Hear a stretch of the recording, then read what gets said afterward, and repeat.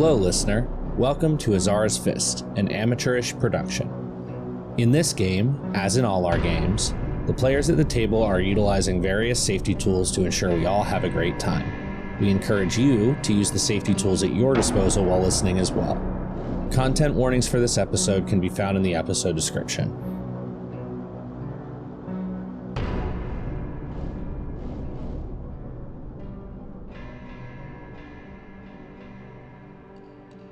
You enter back into a room that when you left, there was a lot of commotion still going on, fights still being fought in other parts of the world.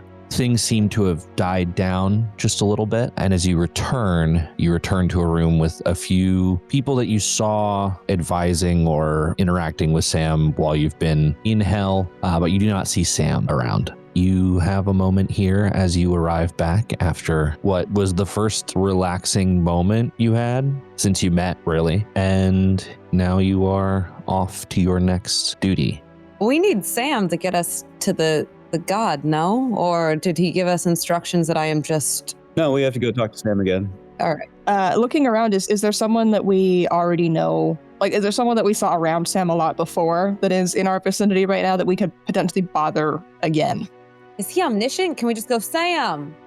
Sam! Sam! Yeah, that's not gonna do much of anything. He's you asked him for some stuff. He's looking into it for you. Hi, I'm Scrix. I work here. This devil that seems to have almost some draconic features, very small, may have been a kobold, was just waiting for you guys to get here. Scrix, is there some place that we should go to wait? Back to his office, or what sort of... Yeah, he leads you back to that common lounge-like space that you met Sam in the first time. A lot of things have been cleared away, and in the center of the room, there are fiendish mages of sort carving runes into the ground that appear to... Ved, I'm not even gonna make you roll for this. It looks like what you would use for transporting to different planes. Dope. Can I try to learn what they're doing specifically? You can certainly watch. Go ahead and make a flat intelligence check. DM, with my deep understanding of magic, can I provide the help action? You may not. Fair. Intelligence, you said? Yeah. 22. On a 22, I'm going to go ahead and say you recognize gate. Okay, cool. We're talking like the kind of cataclysmic levels of magic that you are the only person you know who can do something like that. You know that you, if you needed to, had access to the spell, but this sigil might make things easier for you in the future should you choose to return for whatever reason to the realm you now head to. Sam does eventually walk back into the room. Okay, so you want the good news first or the bad news first? Actually, no, sorry. Bad news, not going to make sense without the good news. The good news is there is somewhere in existence an artifact that was brought here some time ago that makes it possible for mortals to travel the Dusklands, which is where you now head. The bad news is it was apparently, I guess the easiest way I can say this is checked out and not returned. Ved gets visibly upset. It's like, Librarian activate. Do I have palm emotion? Hang on. Nope. The thought of people abusing the library system. So, this artifact, it is the way to get to Morgeaux, is that correct? Well, you can get there. Okay, so let me back up. We had an amulet that was forged by Morgeaux themselves many centuries ago. And there's an effect, like an aura effect, while someone wears it, and the people you travel with are immune to some of the more damning effects of the Dusklands. Mortals aren't supposed to be there. That's kind of the point. Death will draw you closer if you are not under the protection of that amulet. Slightly more good news. The last place it went was there. With who? Yeah, who checked it out? Yeah, so there was, I don't know the details, I wasn't involved in this, but there's a group of adventurers a number of years ago, not the same ones we talked about earlier. They went into the Dusklands, and part of the deal, signing their souls away should they find themselves killed on their travels until such time as they return the amulet.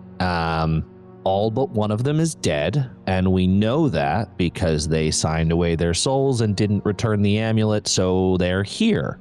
Well, that's good. Well, good is relative, but But this means that we have to go to the place where we need the amulet to get the amulet. So we need to take the risk of going there to get the protection we need to be there. And we don't know how far along the journey that amulet is. we can talk to the dead adventurers and maybe get some insight. Yeah, can we get a little FaceTime with them? Yeah, we're rounding them up right now. They should be here in a few minutes. How often do you have teams of adventurers making their way down here to you? More often than I like, maybe less often than you'd think based on the last few conversations we've had. Interesting. Yeah, it was starting to feel like almost a weekly occurrence. Revolving door kind of situation. Yeah, no. Let me put it this way. Those kind of things don't make it to me unless I want them to. Other people handle that. So you're saying that not every adventurer that comes down here gets as much FaceTime with you as we have? That is correct. So what you're saying is we're special. Do you like us, Sam? Is that what you want to believe? I'm just curious how you feel about us, Sam. I feel that we have a lot to offer each other in this moment, and that whether I like you or not matters less than whether I need you or not. And the answer to that is I think he likes On a us. scale of 1 to 10. If you have to land on one side of the fence of liking us or not liking us. make a group persuasion check. I've got a DC in my head. More than half of you need to pass it. I got a 23. I got a 27. I got a 9. I'm the only non-charisma caster in the group. I was thinking that same thing as I asked for this roll. I got a natural 20. Hell yeah, I think Sam likes us, guys. Sam loves us. You can see like there's a little bit of exasperation. Just maybe you're not the worst thing ever. Family. You're describing family. Was it all the pet names I called you? Did that do it? No. I suppose all the gods are somewhat of a family, right? And we're kind of like nieces and nephews, right? Sam's not really a god, right? Well, let's not. Well, I mean, he's got plenty Well, to do here. Sure. No, I'm not saying Sam's not powerful. I'm just saying we've got sort of like We're right in front of we're working. I'm right here. Okay. You know what, Sam? I like you too. I'm liking you less by the minute. family. Looks pointedly at B. I think you're full of it. Mercifully for Sam, the party of soldiers shows up. They seem to be in some sort of colors of not even a nation, a minor territory on a continent none of you have been to. Sorry, do the people that their souls end up here like stay in the outfit they die in? Ooh. Is that what you're telling us? Because I have choices to make. Well, it's not a specific thing. They'll fill you in on why they all still look like that. Okay. I think that's their story to tell. It's a choice. We'll put it that way. Okay. Cool. I like knowing that. So it's not like your librarians aren't super strict down here compared to regular librarians or something like that. I'm not sure what you're talking about. You're not enforcing the most strict punishments for, taking something out from the library and then just not bringing it back. It's not like that's the worst thing you can do, or is it the worst thing that you can do here? I want to be very clear. This is not a punishment. This is a executed contract. Buckley, you trying to steal from a library? What's going on? I mean, I'm just curious if that's like the worst thing you can do. Why would that be the worst thing you could do? Well, I don't know. I don't know. Fair, he wouldn't know. That's It's a fair question. Buckley, stealing from the library is the worst thing you can do. See, there you go. To deprive others of knowledge that they have a right to, tragedy. This is why you ask these questions. It is good that you punish them, Sam. In any case, these soldiers, adventurers, mercenaries, whatever you want to call them, and they're like at the door, basically, just kind of standing there. They look... Give me an insight check. Anyone who wants to. I'll do an insight check. I don't do an insight check. 28. 19. I have a passive insight of like 9. There, whatever my passive insight is. I rolled a 9. Perfect. On a 19, Wait, that's not true. I completely lied and can't do math. It's a 22. they look kind of mad. They look annoyed to be... I got a 28. Did I get more? I'm getting there. What about my 9, Justin? You don't get shit. What my passive insight's a 17. You had to roll actively for this. That's a 9. Ooh. That's how that works. No. So on a 22, they look real upset. You don't know if it's real upset to have been dragged away from whatever it was they were doing. You don't know if it's real upset just to be here in general. You're not sure. On a 28, I think you know that look because it's a similar look you may have given to Beatrice's brother who betrayed you after the fact. Yes. It is not just anger, there is sorrow. Is it directed at us? No. Okay, cool, yeah. I hope not. This is their general vibe is just fucking mad. Right, okay. Cool. And Been there. I get it. It's not a phase, Mom. Do they all have a certain haircut, perhaps? Some yeah, their hair is all jet black. It swoops down to cover one of their eyes, and yeah. There's a guy liner budget for the adventuring For party. sure. At this Yeah. It's a big budget. Yeah. I want to go to Steam Kid Island. Where are these people from? the island of misfit boys. Where are you?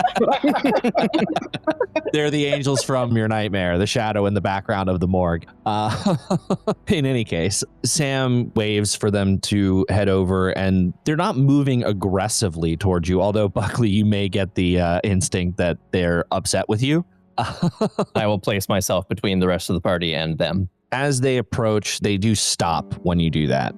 So you're after the amulet then? Yes. Where is it? Oh, well, if we knew, we'd go fucking get it ourselves, but we have an idea. How much did he tell you? You took a thing from a library, which is apparently the worst possible thing anyone can do because you didn't return it. Then you died.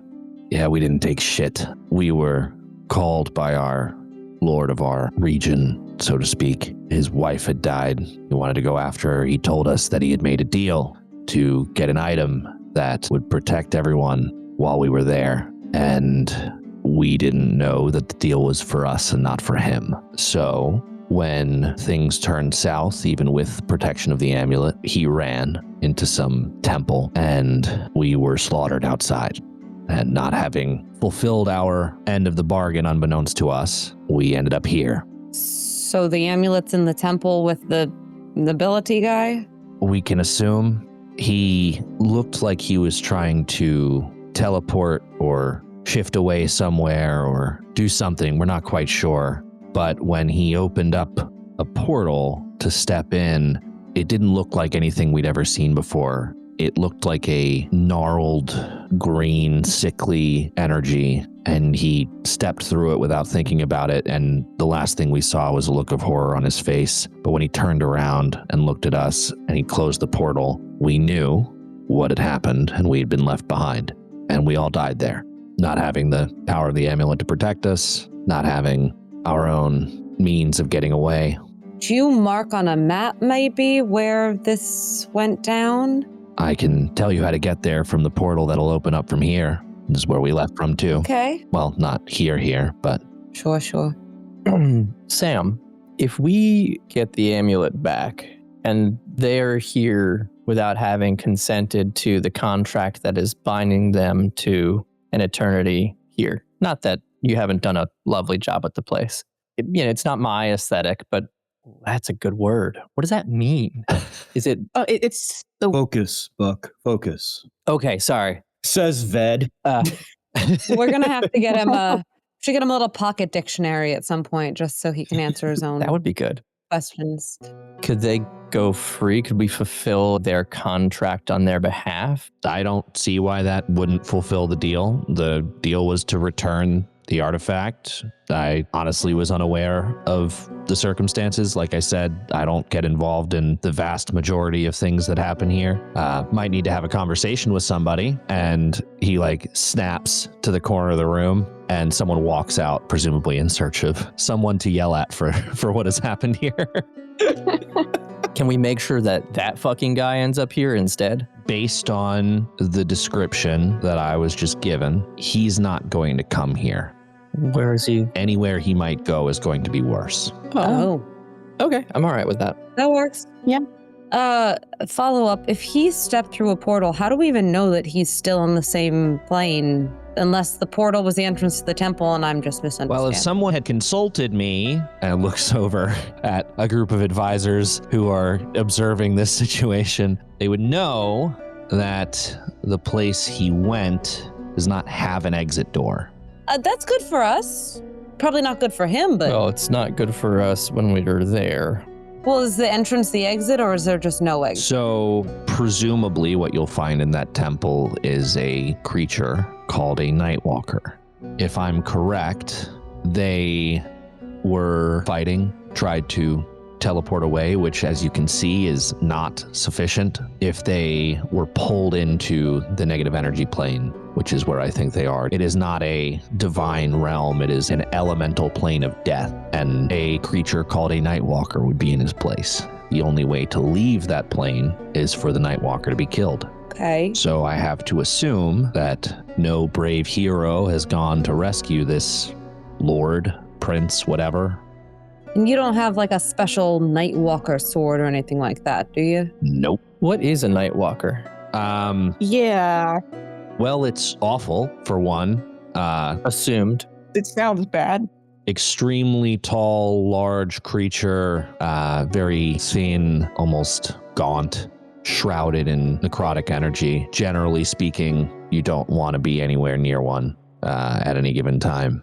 They can kill with a look, and not in like the cutesy kind of, well, if looks could kill kind of way. It's just really bad. They show up when a soul enters the negative energy plane, and the only way to return that soul to the plane it left from is to kill it. And if our dearly departed friend has the amulet, the only way you're getting that amulet is killing the Nightwalker. Cool. Okay. Any advice on killing the Nightwalker?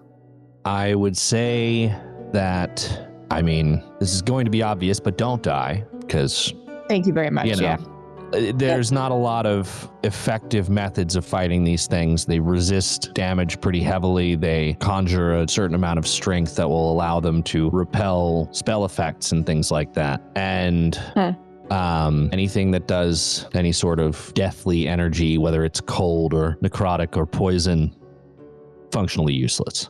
No cold, no necrotic, no poison. Mhm. If you want to break it down like that, yeah.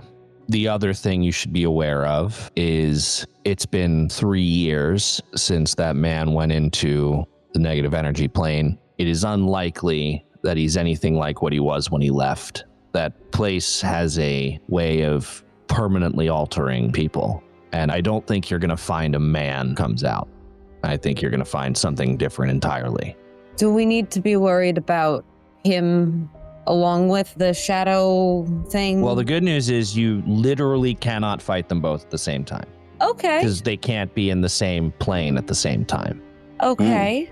I guess that's somewhat good news. If you were to banish the Nightwalker from that plane, would it force him out? It's possible, but like I said, I mean, this thing is going to be pretty hard to affect with most magic. It's not impossible for sure, but it has some sort of preternatural ability to resist certain things. Would you call that resistance legendary?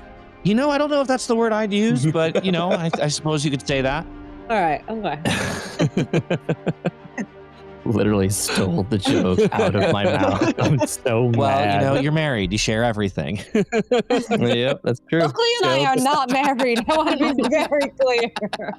Oh my God, are you interested, B? Look, I'm flattered, but Fuck, no, honey, sweetie. Yeah, no. Buckley's like, You're not my Buckley's like, type. I'm actually 5. I'm not your type. Yeah, you're not my type. Oh, okay. All right. I absolutely love the scene where Buckley is turning B down gently. And B being like, wait, what? wait. B is, what the? Buckley, No, you don't turn me down. No. You were just a dog like a couple days ago. It just doesn't Yeah, feel... but I'm really handsome now. So listen, like I understand that level it of may evoke some feelings in you, but emotional compatibility don't that see I you just like don't that. feel like is there. Oh yeah, no, we definitely don't have that. You're No, not nearly I'm mature telling enough. you that we don't have that. You're not telling me I'm that we telling don't you- have that. No, I told you that. No, Buckley. Yeah. This is the No. show now. This is it. I love So this is, I just want to be clear. This is, Shawn's just kicking their feet, grinning. I've gone full bisexual. so this is who Azara has sent to save the universe. We are all fucked. Actually, we are surprisingly capable when we need to be. I sure fucking hope so. B just has entirely too much pride, which is why she can't handle the fact that I might not be interested in I'm the her. one that said it first, Anyway, Buckley. so you were saying that we've got some stuff to be worried about. Right. Kaelis and I are in love.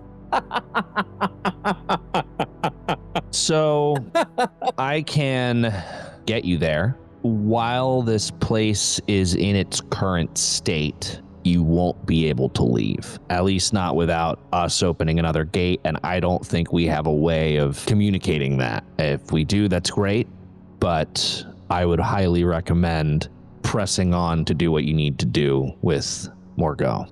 So there's no sort of like, oh shit button that we can press for some extra help? I can't get people in there right now. It's a divine domain All right, with an uncooperative divinity. understandable. Sam, you had said that the plane itself is sort of against you. What should we be thinking about while we're there before getting the amulet that the amulet would be protecting us from? The way all of this works, and please stop me if I'm telling you something you already know. Well, I certainly don't. Fair enough. The Septarian chose their domains, or chose at least where to carve their domains from, based on ease of access to the domains they represent. The Dusklands are, in a way, layered over a number of other planes of existence in such a way that the energy from those planes is easily accessible. In their current state, and generally even without the current state, anything that would draw somebody closer to death in terms of the actual energy itself is vastly more powerful. From a mechanical perspective, above table, you'll be vulnerable to necrotic damage while you are there, regardless of any current resistances or immunities you may have. The amulet will remove that effect within a certain radius of the wearer for its allies. I'm gonna cast a spell on myself. I'm gonna magic aura myself to undead. Magic aura allows me to choose a creature type other than the target's actual type. Spells and other magical effects treat the target as if it were a creature of the chosen type. I'm now undead. Interesting. That's rad as fucking And then I'll do it hell. to everyone else because it's a second level spell. Wow, that is incredible. Let me see. I actually have written down how this is going to interact, and I need to see if certain things are going to Hell yeah. affect. Because being undead in and of itself does not make you immune to necrotic damage. I am fine if this doesn't do anything. It's just what Ved's doing. I think it's going to do something, but I'm not sure it's going to have a full effect. But I actually do have some metrics for this, so. Sweet. Let me see if I use spell slots for this or not. Oh, it's the thing where you can roll the d4 and... Yeah, the stuff that I did in the demi-plane, the 9th level spell slot's the only one that I ended up expending. Get the fuck out. That's so cool. If it's 4th level or lower, I roll a d4, and if the number matches the level, then I don't use a spell slot. Fuck yeah, dude. That's awesome. It's sick. Okay, you have essentially a moment here. You can choose what you'd like to do. Sam will look over and say, it is not lost on me that you're gonna have a bad time here. I appreciate your willingness to hear us out, hear me out, and not, make us try to kill each other and all that. Like I said, I'm not a good guy, but I need the universe to exist for me to exist. So I think at the very least, our interests are aligned. Yeah. Yeah, I think we all kind of need the universe to exist to exist. Ved gets a faraway look Yeah. in their eyes.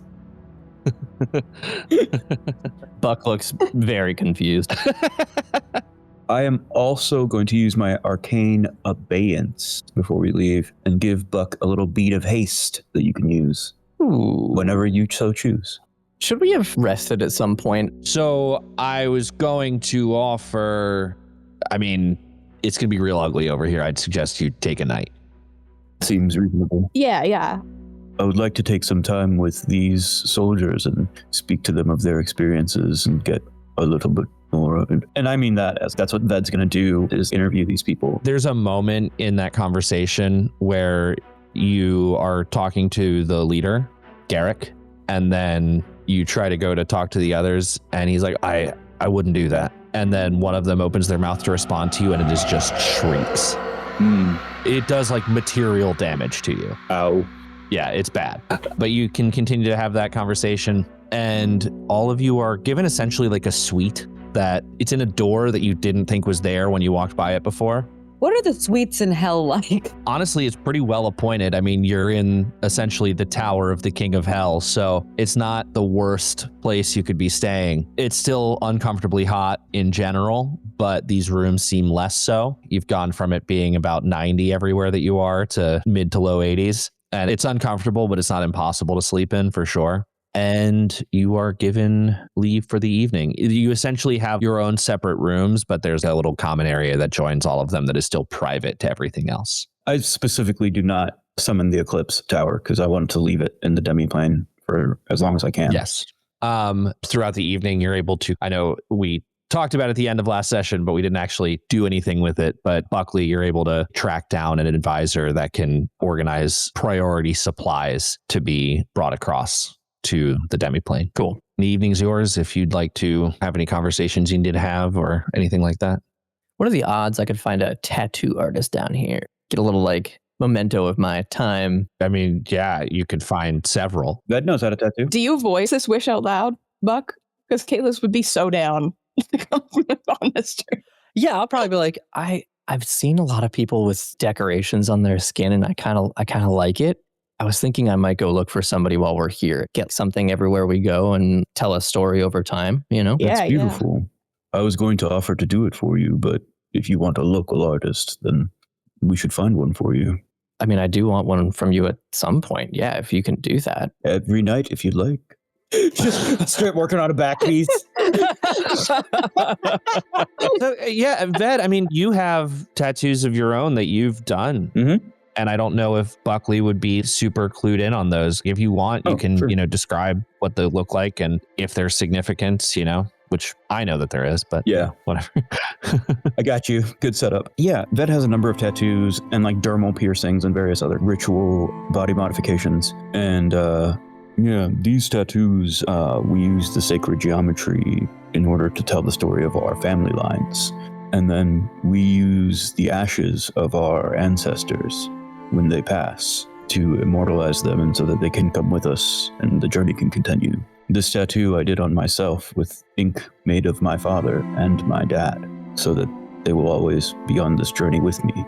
But I can do traditional or neo-crossroadsian is a style that I've studied. How about watercolor? I can do watercolor, yeah, for sure. I'd have to cast borrowed knowledge on myself, but I can do it. Do we want to get like a little wrist piece for all of us as like an adventuring party, sort of like friendship tattoo? Oh, I like that. That's kind of fun. Right? Could be a good time. Commemorate the beginning of our real journey together, Yeah, we can get one at the end after we've made it through all the scary shit to be on the other wrist, to be like, hey, this was the start, this was the finish. I like this idea. That's cool. I feel like getting my family tree would be just a line. Do you want that line? Yeah. You should get it then. Every tree begins as a single sprout. I'm happy to do both art and memories, or just fun, really. But finding a local artist would be cool, getting something from them. What's like Azara's symbol? Like, what's a symbol that's related to Azara? That you would know Azara's symbol, you're holding it. It is not a book, it is that book. This is the symbol. We should get the symbol on the cover as our tattoo. I want like a big one on the back of my hand. What if we do it in white ink? Ooh. Be super cool. I'm really enjoying having thumbs, so I was thinking I would get it in kind of that squishy place between my index finger and my thumb. Just a little one, right there. That's an excellent choice. Yeah. What if we each took part of the design from the book, and then together, if we put all of our tattoos together, it would make the design on the book? I like the fuck out of that idea. Makes the That's a book. fucking amazing idea. Yeah. Also, Yeah. perhaps call ourselves the Hands of the Book. Oh. Ooh. Are we each a finger or are we all hands? Does the book have multiple hands or are we the one hand? I think the book has multiple hands. Okay. Well, I mean, I suppose the four of us are like the four fingers of Azara's fist, right? Azara's fist. Ooh, Azara's fist is a good one. That's pretty good. It does make us sound a little bit less like we're just nerds. Yeah. That's true. I think we need that from like a PR perspective as a group, you know? No offense to nerds. Yeah. I could certainly use that for sure. Yeah. No, Ved, we can tell people about what you've done on the battlefield, and the PR issue would be solved Oh. immediately. I've seen you in action. Oh, thank you, I think. We could just call ourselves the Fist. Yeah, we could call ourselves the Fist. Yeah. If we don't want. The fist. Well, I'm a little Sorry. lukewarm on just the fist. How about the Fistures? No. This is Justin speaking. No. God just broke the fourth wall. Veto. Do that. you hear Azara's voice in the back of your head for the first time in days go, "Oh, please not." like the fucking Kool-Aid man is like, oh no. So Azara's fist, the fingers of the book. What was the first one? I've already forgotten. The hands of the book. The hand of the book. We could be the fingers. The fingers. I think Azara's Yeah. fist. Like that's got some pizzazz, you know? I suppose if we want to announce ourselves as associated with Azara, I would say Azara's fist. But if ever we need to be more subtle than that, I trust those of you who are subtle to make the right call. The hands of the book. I'm on it. Don't worry. I got you, Ved. For what it's worth, your DM really likes Azara's fist. Yeah, I really do too. When we need to go incognito, we'll be the hands of the book. I think hand Yeah. of the book sounds better. This is Shawn now. Hand I of the agree. book. The hand I of agree. the book sounds better, yeah. Yeah. That's like sort of our code name. Like if we're signing into a hotel and we Exactly, don't yeah. want to put down Azara's name, we say the hand of the book, Yeah. alias. It also makes sense because if we're Azara's fist, then we should also be the hand of the Yeah, book. gotta They're the say same thing. singular Yeah. across. So if like one hand is the book hand and the other hand is the fist hand. Azara's fist is the name and the epitaph is the hand of the book, you know? It shows the dichotomy of the violence and the knowledge, you know? Two sides of the same coin. This is good. So hand tattoos, yeah, that's what we landed on from all of that. But also locally done tattoos. So rather than go to sleep, you trek out into hell, which I will remind you, not everybody is aware that you're like cool to be here, but you are able to find a simpatico tattoo artist and you see this shop and there's a number of different styles of tattoos. You see anything from that watercolor style to the more traditionalist heavy line work with shading, whether it's black and white or grayscale or has color in it. There's a number of different styles that you can see here, and you think there's a number of different artists that are working out of this shop. This is one of the few places in the hells you've seen so far that makes a point to have things like signage that says all are welcome. It's not that that's not necessarily the case. It's a pride flag in the window. Yeah, it's an inclusive tattoo shop in hell. Incredible. In any case, you do find a shop, and the artist who is available to you at this hour, you start to feel the earth shaking beneath your feet as a gigantic pit fiend walks out. Hell yeah. A pit fiend? Yeah, a gigantic pit fiend walks out. Yeah, you guys, you looking to get egged up? Hell do you yeah. have a flash book? If you're doing it, then yeah. Wait, Keelis, we just had this whole conversation about what we were getting. Are you getting a flash as well? I thought Ved was going to do that. I thought we were getting something else here. Oh, is that what's happening? I don't know. Is that what's happening? You guys brought us here.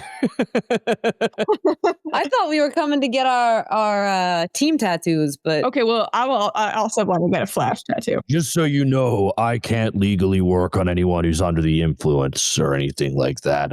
Everything. Oh, we're just like this. This Yeah. is normal. Oh, okay. That's good to know. Yeah. Also, Yeah. What's your name? I'm Buck. yeah. I can't. We're in hell. I'm not giving you that. Sorry, what name would you like us to call you? Well, that's interesting. I haven't really thought of that. Well, I mean, I don't want to just refer to you as Pit Fiend. That feels a little bit. we could say our tattoo artist. There's other options besides. I don't know, but you know. that was really reductive. We strive to be a little better than that here, but I understand. My name is pretty difficult to pronounce, even if I were to give it to you. But let's just go with Gordon. Gordon. Yeah. It's a good Cool. name. Nice to meet you, Gordon. You see, like this horned, massive pit fiend just has just a normal size arcane tattoo gun. How tall is Gordon? You think 11 or 12 feet tall. Ved's gonna stand up straight, which they very rarely do. So like they're full 8 feet, Oh shit, you're tall as hell. and go up to Gordon and be like, "What are you doing after this, Gordon?" Well, I mean, I suppose that remains to be seen. Well, I'd love to see it with you. I usually work through the night. Well, if you feel like closing up shop early, I'd love to get you a drink or. Make a persuasion check. Are you just into like Yeah. top? What? And saw the first person taller than them and was like, yep. Smash. Immediately, yeah. finally be a short king. Not gonna lie, yeah. Ved likes feeling taken care of, like, you know. This was persuasion. Yeah. I'll remind everyone at home that I'm the wizard, which will be a 20, 19 plus 1. Wow. The dice tell a story. Dice are like smash. Dice smash. I tell you what, You can tell me anything. word's kind of gotten around that there's a group of 4 individuals that are mortal that are off to something big in the morning. Let's say we meet up when you get back. I'm gonna hold you to that, Gordon. I certainly hope you do. It's a deal. I feel like I'm seeing something I shouldn't. Now let's see what those hands can do, big boy. For podcast purposes, we're going to fade to black as Gordon. As they give us but- tattoos. I'm still here. Yeah, wait. We're not fading to black right now. Like huddled in a corner, like But you are all able to get some tattoos from Gordon if you'd like. point of clarification: are we doing special tattoos from Ved and flashes here, or are we doing like I think someone tell me what the plan Shawn is. thinks that we're doing the team tattoos from Ved and then Okay. local artist storyline whatever you want to do. Got it. Yeah. I was Okay. gonna ask for just like the big tower or something, and just get the tower someplace on my body as like a indicator of like what we did here. One of you can give like a minor illusion of the tower in detail, so that Wait, Gordon has something to work with. which tower? The Eclipse? Your My tower. tower? Oh, I was gonna do the tower here. like Oh, Sam's that tower. tower. Yeah. Oh, Okay. Yeah, because I want, like a local land, or I guess I'm The full back piece I like of the tower. I like the idea of like somewhere the eclipse is used, but yeah, like I'm putting in a landmark or something from each place. That's dope. I'm gonna do that, but on my upper thigh. I'm gonna do a hex leg. You know what I'm talking about? Where people do the hexagons with different artists. But I make sure that Gordon gets, this tattoo's pretty high up on the thigh. I was gonna say this is up there, isn't it? I don't think that B has had a lot of tattoo exposure, so I think that I'm gonna look at the flash book and I'm gonna pick like the little devil emoji and like give her the tramp stamp. A devil emoji tramp stamp. I don't think that Incredible. she realized.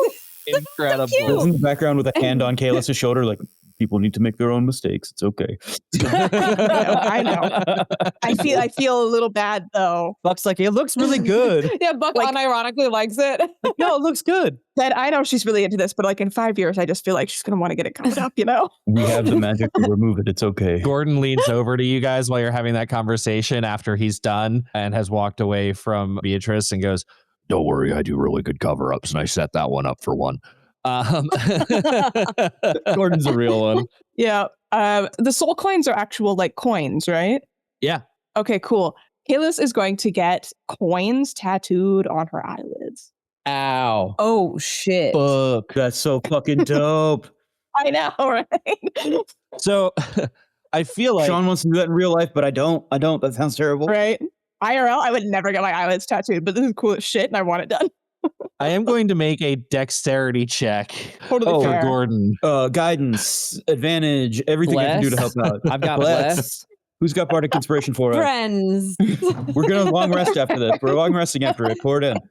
That's an 18 on the die plus 3 on the bless plus enough. Okay. It is extremely delicate work, which is shocking considering this might be the most powerful statured being you've ever laid eyes on. It's like Dwayne The Rock Johnson times 4 doing a tattoo with a normal size tattoo and gun. Kaelis is 5 feet tall right now. And Kaelis is 5 feet tall. But it's unbelievably delicate work. This is honest. Does Kaelis already have any tattoos? I'm going to imagine no, for financial reasons. Bro, what mostly. a fucking hardcore way to start your trek as a tattooed individual. It's honestly somewhat amazing just how easily this is done by Gordon. You see occasionally he'll like hang something up. He's got like his horns are like ram's horns, and he'll like essentially hang something up to like project an image down onto your eyelid off of his horns. So you guys have your evening. You're able to get tattooed. Does anyone else want to describe what they have, or are we just going? Beatrice got the devil emoji, which has no context in this world. It's just a cute little cartoon devil. Just a cute little cartoon devil on her lower back. Kaelis girly pop. has soul coins on the eyes, which is fucking wild. And Metal as hell. I need that to be real somewhere. I need some real person to go fucking do that. That's so dope. Kaelis, when you shapeshift, do the tattoos stay or do they go away? I imagine that will be a choice that I will make depending on how this That's what you calls. think. Yeah, it will be a choice that you make. I'm the changeling, okay? I choose what I look like. That is magical ink. You don't know. I think that my tattoo is the eclipse, but like in the landscape of hell. So it's my tower, but here. Yeah. And then as we move, I'm going to move the tower. So it'll be the tower in different places will be the theme for my travel. Very cool. I dig that. And then Buck, you're getting the essentially Sam's tower. Yeah. I think Buck's idea is as this becomes sort of a tapestry almost to have it sort of spiral down his body. So it's starting like right down his shoulder or something. I love that Buck is already planning to have his body. It was a dog 3 days ago, and now I was like, I've got an artistic vision for the tattoo. I get to do cool stuff. Before it was just fur, and I couldn't do anything. Also, I had no concept of what any of this was, and now it's like I don't know, a lot of information. It seems fun. I feel like sentient Buckley the dog saw someone with tattoos and got Damon to explain it to him and was obsessed. I also think seeing Ved with all of this interesting body modification when Buckley is just the most white bread looking milk toast. Truly. And I think Buck is kind of like, okay, I'm here for a purpose. There's not a whole lot that I have control over right now. Like the world has gone to shit, but incredible. All right. So you are able to return to the suite, and you have the rest of the evening to sleep. As you awaken and are not hastily, but in your own time, greeted with people who usher you back to the room where the gate spell is being prepared, you get the sense, Ved, that the reason for all of the effort here is because there are not many, if any, people who can cast this spell on their own here. So they're having to do this very ritualistically, involving a lot of power, involving a lot of resource, and literally seem to be carving something into the floor of this dude's lounge/office. And you see in the room waiting are the soldiers who were wronged. And Sam is having a conversation with them kind of quietly, and you arrive. Good morning. Yes. So this will be ready momentarily. I believe Garrick and his friends have a proposition of sorts for you. Oh. Okay. Right. I don't know if you can tell we'd like a shot at this guy. We've worked something out with Sam. Nothing as insane as what was done on our behalf before. But we're under the assumption that whatever he is now is something different, but what's underneath is still there and we want it gone, as is, I believe, our right. So when you see our former Lord of Hire, if you could call us in, that would be helpful. And Sam, as this conversation is happening, hands you another little amulet. Garrick approaches you. Zalthar was a bastard in life, and we want to make sure he is nothing in death. I assume you can appreciate where we're coming from. I can appreciate the help. When you see him, and not before. We will have a very limited time. Break the crystal and we'll be there. And you see Sam starts to do a little bit of an incantation and nothing seems to be happening at first, but after about a minute, Garrick realizes what's happening. And please, when you're done, return the fucking amulet. And then dusts away and is drawn with his companions into the crystal. I will reach out and take the crystal and then immediately be like, actually, I probably shouldn't hold on to this. Who wants that? Why shouldn't you hold on to it? I'll forget. Literal object permanence. Mm-hmm. I can hold it. Give it to me, Buck. Okay. Although I was thinking that when it comes time to have them join us, I could break it by throwing it at his face. Let's see what the situation that we're in lends itself towards, and if it seems like a face throw is what's needed, I will happily give this to you to toss. B, as you Perfect. hold it in your hands, it does seem like just touching it the wrong way isn't going to break it, but it's not going to take a ton of pressure for you to just crush it. I think that they would enjoy if you threw it at their face, because then they could come on his face and then beat him to death. So, yeah. Sam just gives like a strange look for a moment, like, did they? No, never mind. Does not want to engage with that. What part of that were you confused by, Sam? Yeah, so moving on, you see Garrick and his companions are drawn into this crystal, which is handed to Buckley and then judiciously to B, a literal passing of the buck. You know, hey. Oh my God, is she carrying me? No. B, stop. I said no already. Gosh. And you see Sam approaches and, all right, good luck. You know what? Fuck it. I don't hate you guys. Hey! Which is more than I can say for most. I knew it. I elbow him a little bit in the side, like, I give him knew a big it. old full with a trunk Ved hug. Is about to like say something to Buckley, like, don't make me change my mind, and then just kind of freezes. Make an insight check. Yeah. Me, specifically? Enveloped in a big ass Yeah. hug. Can other people do it too? No. Okay. 10.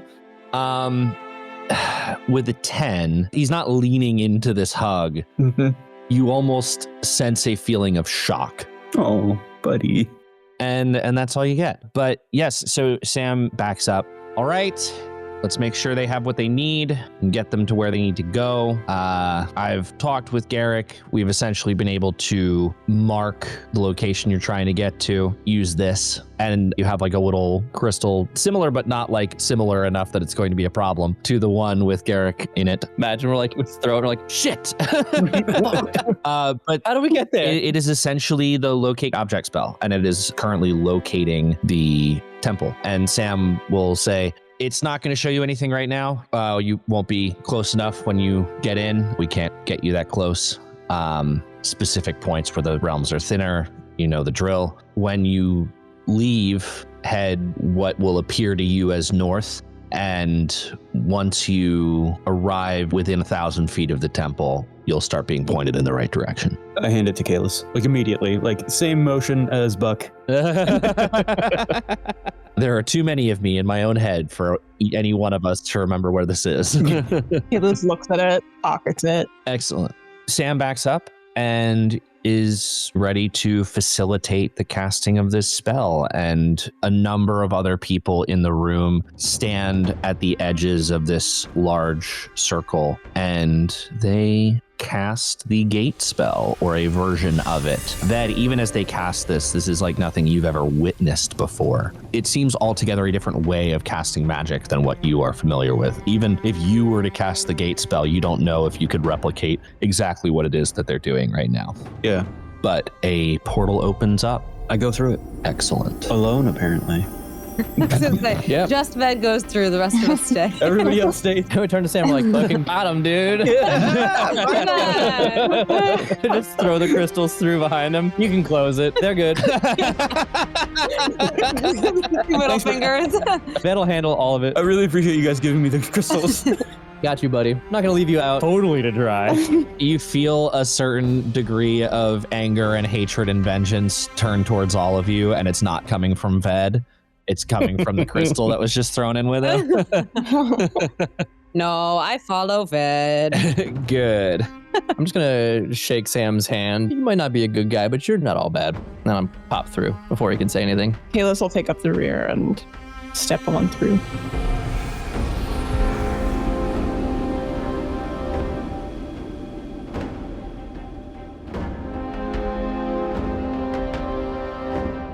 As you do that, the spell fades behind you, and then what you see before you, the plane that is occupied by Morgeaux, the Dusklands, is generally described as timeless, ageless, perhaps grim due to its nature, but never wholly terrifying. By all accounts, the Dusklands are spoken of as an eerily beautiful place, which might be why you are so shocked at what you see. The sky here is a dim shade of gray, never shifts or darkens. You look around you, nothing is casting a shadow. It's just an eternal twilight that gives everything here just an air of quiet, and in some ways an air of disquiet. The air here is thick with death itself and all that that brings with it. Everything around you smells of decay and detritus. This is not the place that has been described to you by anyone or Ved that you've seen in any text. Well, we did know something happened to Morgeaux to corrupt her, so I guess I'm surprised insofar as it's not what we expected, but I'm not surprised insofar as we know some shit's up. Yeah, and it all settles around you into ever-present stillness, as if time itself is suspended. It doesn't rush forward or retreat. The silence here in this space is not peaceful, it's heavy. What you see before you is gnarled vines carving through what appears to be a ruin. Everything is absorbed into this sickly shade of green that you see from these plants. These plants themselves look strong, but not healthy. But you have your marching orders ahead of you, and you are able to move on. Do we have any, stealth spells that we can cast to help us move maybe a little bit more undetected? I already turned us into undead. That is true. That's true. But I was wondering, pass without a trace or... I don't think I have it. I don't have it. I do have fear, so I can just cast fear on people and tell them that they didn't see us. I thought you were going to say I could just cast fear on all of us and have us run away. No, take the brutalist approach to stealth of you don't fucking see me. Once again, I would like to offer up distort value. Justin, can I have Raried us before we left? Yes. I think maybe we just try to walk sneakily. Lightly. Tread lightly. Yeah, you walk through this gnarled forest. You feel your life force not wanting to be here. Nothing has happened to you. You've been here for mere moments, and your bodies, your souls are revolting at the thought of being here. It is unpleasant, to say the least. Go ahead and make stealth checks if you'd like. 6. 14. 3. Natural 1 for a 2. I rolled a natural 2. I was like, wow, I rolled so badly, and then everyone else did. Then you their rolled number. better than anyone else. Let's all remember to be quiet and sneaky. Come this way, quiet people. Using a megaphone to direct us. Yeah. Has anyone seen Morgeaux yet? Paging, Morgeaux. Paging. Party of one, Morgeaux, party of one. Yeah, make a greater image like I did for Buck's father, Morgaux's face. Have you seen this deity? Incredible. Not suddenly, but slowly enough that you don't notice it at first until it's already pretty thick. You become aware that you're being surrounded by a dense fog. You don't know if it's rolled in towards you or if you've encroached upon it, but it is very dense, difficult to see through in certain ways, and you begin to hear sounds around you. You are surrounded, as you hear through different openings in the fog, by strange, ghostly figures who don't seem to be regarding you at this moment, but you're not sure how long that's going to last. Are they earthbound or are they like... They all seem to be hovering. Okay. I was going to say I could cast fly on us, but if they can fly, then that is moot. Oh, I thought you were saying you could cast fly on us so that we could float too, and they might think we were them. I meant more just let's get Yeah, away yeah, from that them at a higher level. That makes more sense than using fly as part of a disguise. Good. Like, look, we're just like you. We can hover as well. Hello, fellow kids. How do you do, fellow undead? We are undead. Well, We did that part. you did something. Yeah, yes. You do see they are clearly looking for something that has disturbed this area. Your stealth check, certainly not adequate. And the thing about trying to be stealthy and not being stealthy is that it is conspicuous. You begin to hear something. You can't make out what it's actually saying, but it sounds like whispers. And then one by one, you start to make eye contact with some of these beings. Unfortunately, the largest of the creatures here that you do not yet see has true sight. Can I cast a spell before we get into combat? Because I have that backup already. Make a dexterity saving throw. Sure. You get a +4. With a +4, that will be 21. 21? Yeah, you can do something before combat starts. I'm going to cast Globe of Invulnerability around me and my friends. Whoa. Holy shit. Incredible. So an immobile, faintly shimmering barrier springs into existence in a 10-foot radius around you and remains for the duration. Any spell of 5th level or lower cast from outside the barrier can't affect creatures or objects within it, even if the spell is cast using a higher level spell slot. Such a spell can target creatures and objects within the barrier, but the spell has no effect on them. Similarly, the area within the barrier is excluded from area of effect by such spells. So we can cast out, but they have to cast at least a 6th level spell to actually affect us. What was the radius for that? 10-foot radius from me. They have a little bit of mobility. Interesting. Lucky for me, I don't plan on casting a lot of spells. You see these specters and wraiths around you. You begin to hear a howling coming up from behind you, and then almost imperceptibly flitting in and out of your vision, a gigantic skull that is clearly not corporeal in any way moves its way through the mist around you. You can get a sense that this is probably where the mist is coming from. Loki's super dope, and I want to be friends with it. And I need you all to roll initiative. I got a 7 on my initiative. 18. 12. 22. Okay. All right. I have a +6 to initiative. Yes, you do. And as per usual, that means you will go first. Cool. You see these specters and wraiths surrounding you. You see this skull in this spectral cloud moving through this forested area. And then you hear, before you see them, the howling of wolves as a pack of ghostly yellowish wolves darts out of the forest behind you. Thanks. I hate all of this. Appreciate it. Ved's pretty sure that this is a fight, right? And just start fighting them? I mean, Ved would be pretty, this looks bad. This looks like a bad time. So Ved will step up to bat and take a look out at these things and reach out with their trunk. And you just see the trunk go out and then form a fist with its grippiness. And what Ved is doing is taking every moment of headache, every brain freeze they've ever had in life, death, or in the future, and bringing it to now with a synaptic static. Oh. Interesting. Can you read that spell for me? Of course. You choose a point within range and cause psychic energy to explode there. Each creature in a 20-foot radius sphere centered on that point must make an intelligence saving throw. Creature with an intelligence score of 2 or lower can't be affected by the spell. A target takes 8d6 psychic damage on a failed save. Well, they all have a higher intelligence score than that. Thank you. Yeah.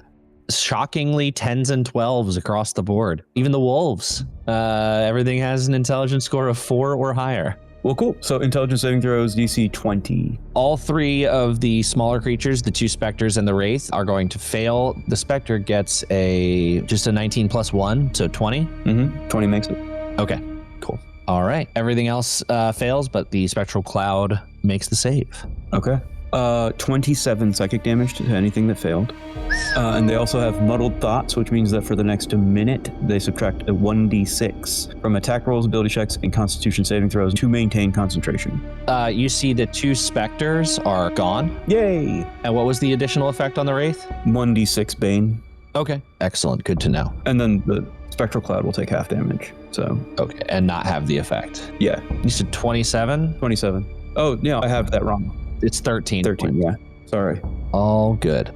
2 of these specters just disappear, and the wraith that you hit with the spell revolts away in a little bit of pain. And then you see the spectral cloud does not seem to be in any way affected, at least meaningfully. Okay. And then that is going to be the wolf spirits, and they charge out from the trees. And it doesn't say anything about passing through the barrier, right? No, just for spells. Okay, cool. In that case, there's going to be some biting. Oh, tell me more. Not yet. I know. The night is young. Listen, I am not even using, those dice, but that's 2 natural 20s. Jesus. Oh my god, this is gonna be so much damage. You rude motherfucker. I can actually impose disadvantage on one of those crits. Okay. Thanks, Buck.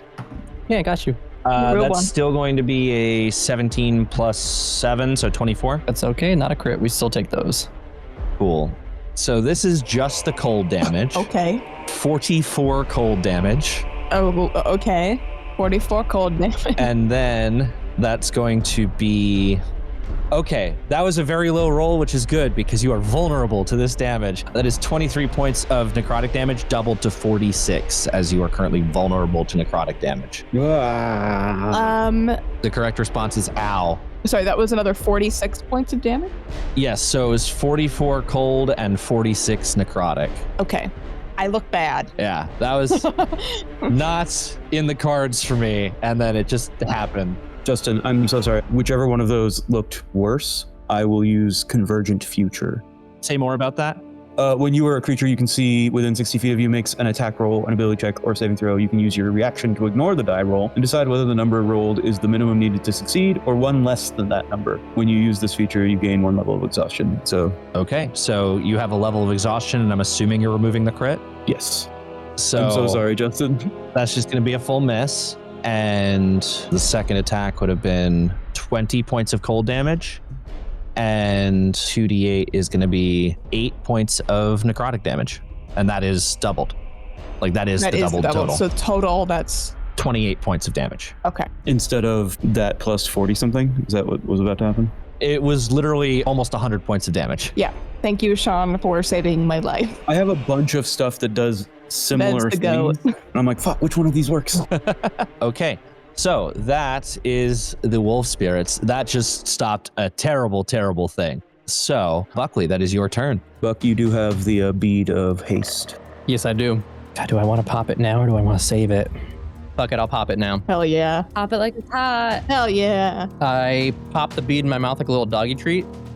Not like a Scooby snack? human snack. The Scooby snack. Like I an don't- M&M, I don't know what that is. Skittle. I don't know what that is either. It's a Buckley snack. All treats are dog treats. It's a Bucky snack. Bucky snack. Yeah. Available today at Bucky's. Yeah, so I pop that thing. Is that an action to use, Shawn? It is an action to use, yeah. Okay. Oh, okay. That is not a problem. It does, however, give you your new hasted action on top of it. Yes. I'm gonna stay where I'm at and I'll focus on the cloud. I feel like you guys can probably handle the wolf spirits. I just want to make sure that you guys are like always within a few feet of me so that I can dole out the things that I need to dole out. I'm going to attack the cloud. You're not the only one who can crit, motherfucker. Yeah. Yeah. I'm just gonna take a regular ass attack. Well, you crit though, right? I did crit, so regular ass attack. Yeah, okay. Yeah. I'll use my normal smiting on you. I'll use a 3rd level smite. There's gonna be a lot of damage. Oh, that was nice. Kill them. Kill them. 37 on the dice, doubled, 74 plus 6. So Okay. 80 damage. Cool. Awesome. Oh, and then I will summon a spiritual weapon for my bonus action at also 3rd level. You do get to attack with it the first time it's out. So where do you put it? I'm gonna put it by the spectral cloud, Cool. and then I'll have it attack. All right, it is 23 to hit, 12 points of damage. 12. All right. Cool. Okay, that's going to be the Spectral Cloud. And let's see, what are we going to do, Spectral Cloud? The mist starts to kick up in a wild torrent of energy, and you feel this chill in your body, and you think it's temperature for a moment, but you realize it's actually trying to strip the life energy away from you. I need each of you to make a Constitution saving throw. Are there any auras? Yep, +4 to your roll. Is this against being charmed or frightened? No. Understood. I'm going to use my Pact Boon and use my Talisman to give myself an addition of D4 on that. 13. 25. 23. 6 plus 12 is 18, plus 4 is 22, minus 2 from exhaustion, 20. 20 is just enough. Kaelis. Yes. You are going to take 46 points of necrotic damage. Woof. The rest of you are going to take 23. I already used my reaction. I'm so sorry, Kaelis. Wait, I've had a turn. It's okay. Okay. You don't have to take more exhaustion. We'll figure it out, okay? All right. So that is the Spectral Cloud's turn, I believe. Yes, it does not do anything else. That is going to be Beatrice. Right. From within the mist in a 30-foot sphere, you start to see this greenish, yellowish light bubbling up within the fog. And I've cast Sickening Radiance. I need everything within that sphere to take a con save. But before I do this, very quickly, my bonus action, I want to cast my Hexblade's Curse on the Spectral Cloud, which just happened. Cool. Okay, that's fine. That's going to be... the cloud gets a 21. Everything else definitely fails. Okay, great.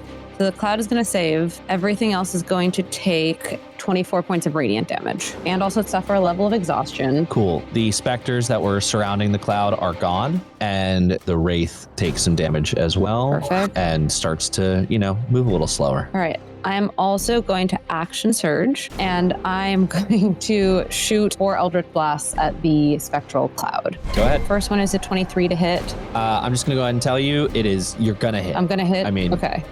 On anything but a nat 1, you hit. Okay, great. Let me just make sure I don't nat 1 anything. All right, no nat 1s. Perfect. Also no crits, but that's okay. So because I have my curse, it's going to take an extra +6 damage to all of these rolls. So the first one is 14 points of force damage, then 13 points of force damage, then 15 points of force damage, then 11 points of force damage. Okay. And you know what? Fuck it. I am going to push it back with my repelling blast because he doesn't need to stay close to us. It cannot be moved against its will. Dang. However, that is going to be a big chunk of damage. Okay, good. And when the Wraith and the Spectral Cloud start their turns, they need to redo the con save and see if they take more damage. Very cool. And the Wraith is exhausted. Okay, that's going to be... Speaking of, no, that's the other Wraith's turn. Never mind. So it is going to run straight up to you after seeing that. It's all the Wraith's turns. So they are just going to move in and surround the group, not being able to get anything into the circle. They'll just run up and start taking attack. Hey, can I have another con save from that one that's in the green? Yeah, you sure can. That's not going to do it. Great. So it's going to take an additional 16 points of radiant damage and a second level of exhaustion. Hell Damn. Yeah. So we're now at -4 to everything it does? Mm-hmm. Yep. And -10 movement. Cool. Oh, yeah. Could it have moved to me? No. Haha. Not anymore, it couldn't. Okay, so the other 3, however, 2 of them are going to take attacks on Beatrice. The other one is going to take an attack on Ved. Do you have to concentrate on that haste? Yeah. Okay. Okay, so this is interesting because that's a crit and then a -6. Yeah. But I don't think it's going to negate a crit, right? Like it's still a natural 20 is a natural 20. Yeah, you're right. Silvery barbs. That. But I... Okay, silvery barbs. Okay. And who's next up? Kaelis, have advantage on your next attack roll. Okay, cool. That is a 6 -6 for a 0, and then plus whatever their attack bonus Does it is. just dissipate into nothing out of embarrassment? I was gonna say, I don't even move. I'm just like, oh, you're bad at He it. dropped Yeah. the spectral sword and forgets that it's part of a ghost. That dude just rolled a 0? Well, it's a 0 and then plus whatever its attack bonus is, which is not nothing. Unless it's +18, it's not gonna hit me. Yeah, that's a 6 minus 6 plus 6 for a 6. So the next one then does not have any such disadvantages. That's a 16 plus 6 is 24. Who is it attacking? That's still against Beatrice. Okay. 24. Yeah. That's going to be 22 doubled for vulnerability to 44 points of necrotic damage. What's my DC to maintain concentration on my sickening radiance? It's 22. 22, okay. Remember, you got a +4. Okay, yeah. 23, I do. Hey, you did it. There you go. Very, very good. And then it is going to create Spectre in the middle of the melee here. I just feel like they should create it in the middle of my sickening radiance. It'd be cool. True. It'd be Do fun. you feel like that? Is that what you feel I do feel that way. Incredible. So that's going to be Wraith C is going to attack Ved, and 11's not going to do it. But they also create another Spectre, and this one, they don't really have anywhere to put it. So it's just going to kind of be around, and that's going to be Kaelis. The Wraiths are done. Actually, sorry, the other Wraith will get to create a Spectre, but it will then immediately be in the Sickening Radiance and have to make a con save, which it fails. Yes, so that's going to be 22 radiant damage, and it's exhausted. That is exactly enough that it's just gone. Incredible. That's very funny. It was very in the cards for it to stay on the field. Like the other one was only 16, but 22 is enough. That is going to be Kaelis. You are surrounded by these spirits. Yeah, so after taking this big amount of damage and all of these wraiths starting to, the walls are literally closing in. I don't even know if Kaelis is intentionally like, I'm gonna cast this spell. I think it's just a moment of like sheer panic and overstimulation of everything happening all at once, and is going to let out the most horrifying, echoing scream. It sounds like it's in the very molecules of the air around us. It's not even coming from them. And I am going to cast Psychic Scream and target all of our opponents. Damn. Is that one that allows you to choose who you're targeting? Yes. And I can choose up to 10 creatures, so I'm choosing all of my enemies. Holy shit. Damn. All of my enemies. All of my enemies. Just dropping 9th level bombs casual. Absolutely. Super cash. Up to 10 creatures of your choice that you can see within range. That is going to be everything. So, If I could get an intelligence saving throw from everything, please. you mean the things that we've already talked about have very low intelligence? Yes, yeah. All right, so we're essentially crit fishing here. Yeah, pretty much. Spectral Cloud first. That's a natural 1. Hey, you got That's a crit. That's a crit. Yep. Cocked. I should have been more specific. Now the wolves. The wolves rolled a 19 on the die, but have a -3. Oof. Incredible. Yep, so that's going to be a fail there as well. And now we're rolling for the wraiths. One wraith gets an 18. You have to meet or beat a 20. Okay, cool. Yeah. Well, then everything fails. Incredible. I rolled like shit, lucky for them. The Spectral Cloud is going to Legendary Resistance. Okay, all right. So that's going to be 39 points of psychic damage. But whoever that does take out, does it take anybody out? How much was it again? 39? Yeah.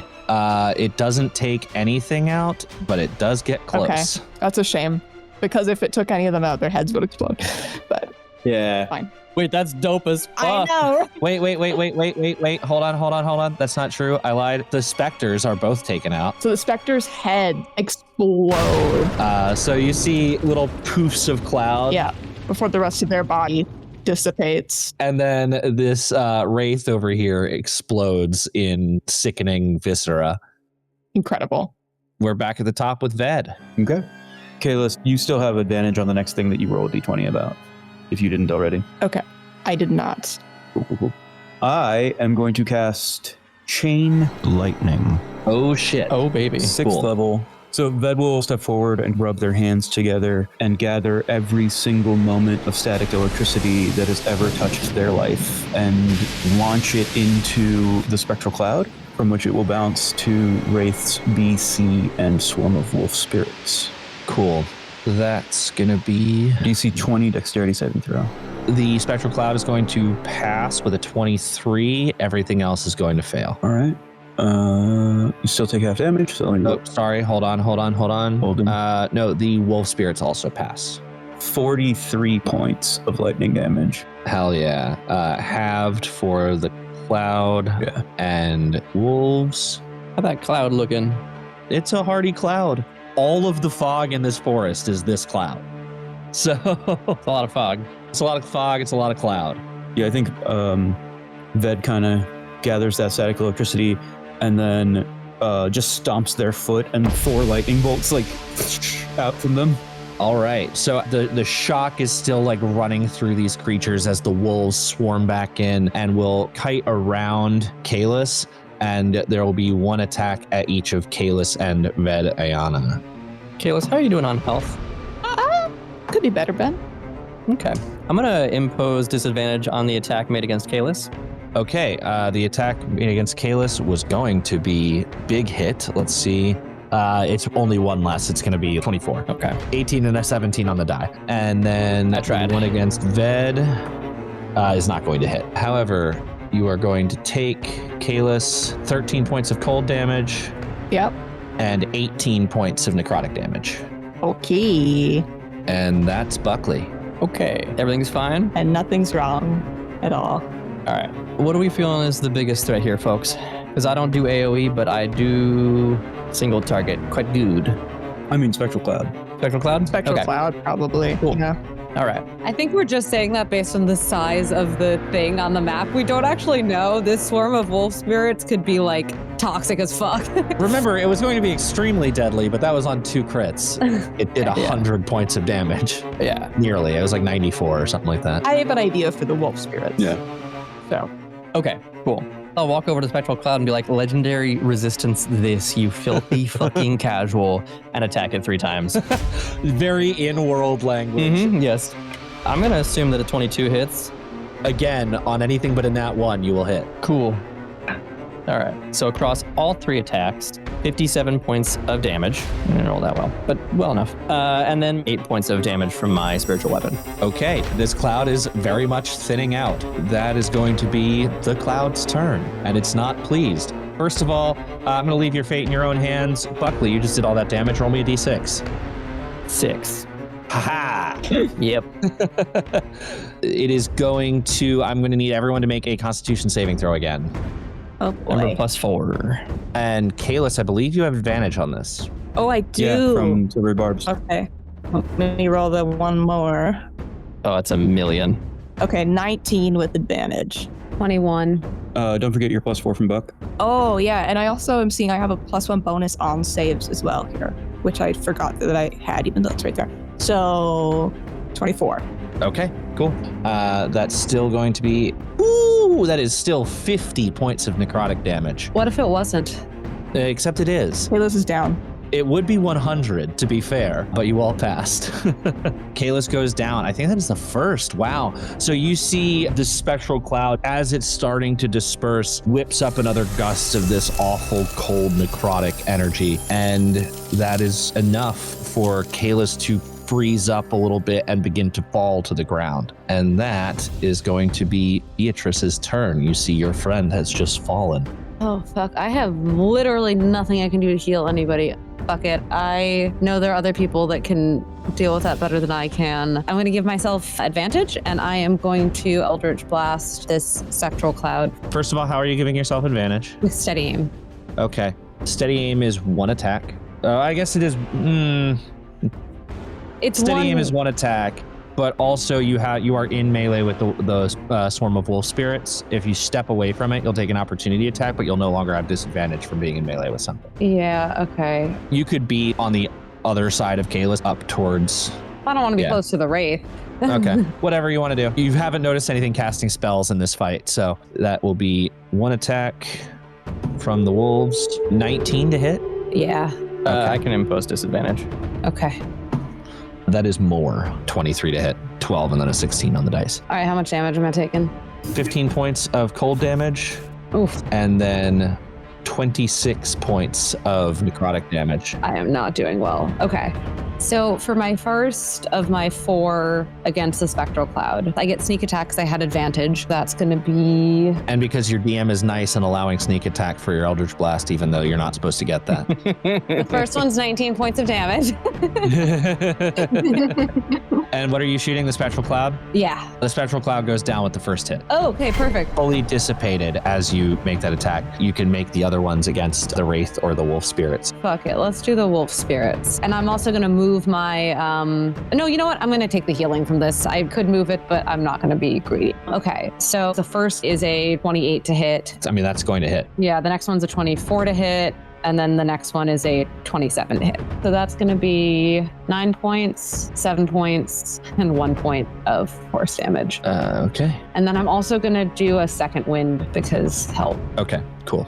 That's going to be the wraith. I was about to say wraiths, but there's only one. And it is going to run in, and the group here is pretty tightened up, and I do think with B separating herself is going to run up and make an attack. This ability is called Life Drain, and it is not great. +6 to hit. Let's see if it does. It does have that -6 to its attack rolls as well. It does. Wow. So basically just a Okay. straight roll. Yeah, just a flat roll. 13, not going to do it. Reaches out, slashes at you, and you do see another one of these specters appear at the end of its turn. The specters have literally not gotten to go. We hate them. We do. Let's see, where does it fall in initiative? No, it falls just ahead of Beatrice Oh, that's so in funny. initiative. So it can't attack. That's very funny. That is going to be Kaelis. I need a death saving throw. Absolutely. Oh, I totally could have given you a health potion. I forgot we had those. Sorry. My bad. I love you. I'm sure everything's going to be fine. That's a success. I got a 14. Okay. On a 14, you do succeed and are not in as immediate danger as you could be. And then that is going to be Ved. Ved, you said, that's me. I had a thing, and then more things died, and now I feel like I probably shouldn't use such a big thing. But you know what? How is the swarm of wolf spirits looking? Beaten up for sure. In that case, I will cast Psychic Lance, Ooh. 4th level. So we're looking for an intelligence saving throw as Ved reaches out into the wolves' minds, the wolf spirit minds, and forces them to remember the fear of being a cub alone on a howling, windy night. Wow. You're awful. Thanks. That is an 8 for a 5. Yeah, that'll fail. Ooh, nice roll. 28 points of psychic damage. What does it look like as you dissipate this swarm of wolves? Oh, I think as I reach out and I bring these memories through the timeline to them, the spirits themselves shrink back down into their young pup versions, and you see them cower together. And then right at the last moment, the shadow of a large creature finding this pack of baby wolves. And then we'll dissipate them. Cool. Love that. Ah. I'm frightened. That's going to be Buckley. You have a specter and a wraith on the board. I'm not that worried about them. I am going to... Did you roll concentration from that 50 damage? I did not. That's a DC 25 Constitution saving throw. Okie doke. That's a natural 20. Not when I'd like it, but... That'll be just enough. No, you needed it. I mean, I've got a +9 to con, Okay. so like, Still, you know. not a bad time to crit is when you're going to lose a turn when your friends are dying. Yes, which is not good because that is what I am going to deal with. I'm going to grab Kaelis and pull them upright and pump 30 points of lay on hands health into them. Hell yeah. Excellent. What does that look like? I don't think we've seen you do this in the heat of the moment before. We haven't. I think for as friendly as Buck is in the heat of the moment, it's not as caring as you might expect. Grabs Kaelis by the front of their shirt, hoists them onto their feet, and gives them a light slap across the face. Not the time. Get the fuck up. We've got shit to do. And then You take 2 failed death saves from getting hit with a melee attack. So that is my action. I guess I still have my hasted action. I could attack something still. You sure could. Yeah, I'm going to scooch myself on over to the Wraith and make an attack against it. That's a 16 on the die. I will use another 1st level smite, 42 points of damage on that attack. Hell yeah. It's obliterated. Wonderful. And then I will move myself up to the Spectre so that if it does get a turn, which it probably shouldn't, I'm the person that it attacks. I will have my spiritual weapon make an attack against the Spectre. 23. All right. Not great. 7 points of damage.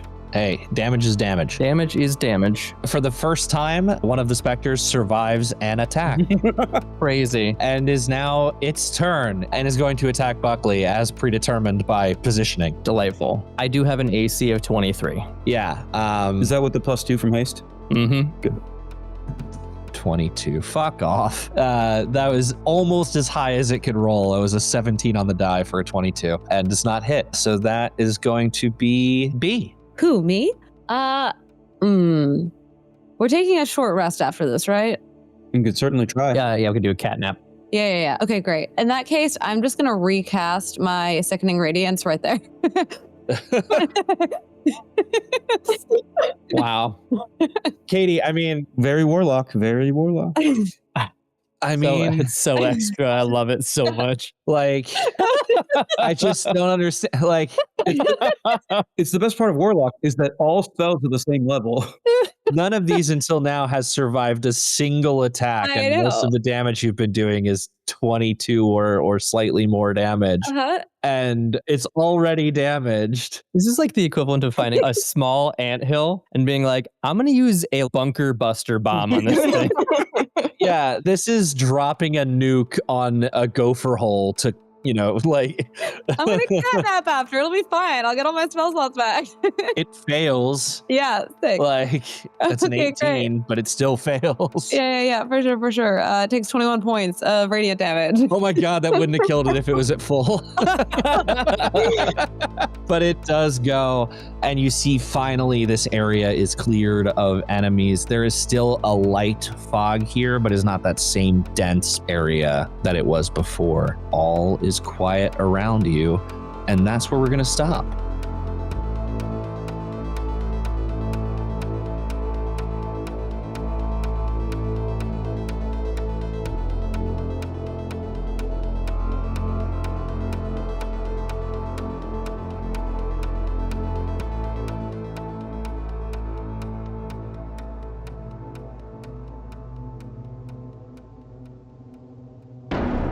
Thank you for listening to this episode of Azara's Fist, an amateurish production. You've just heard the voices of Eli Shanks as Kaelis, Katie DeMatteis as Beatrice, Shawn Banerjee as Ved, Ben Martin Mooney as Buckley, and Justin Lane as everyone and everything else. Editing for this episode was done by Ben Martin Mooney and Katie DeMatteis, with sound design by Cy Rutherford using assets from Monument Studios. Join us on Patreon at patreon.com/amateurishproductions for special bonus content, including our immediate reactions to each episode at our free tier and full post-edit talkback episodes at all of our paid tiers. Thank you, and we'll see you next time.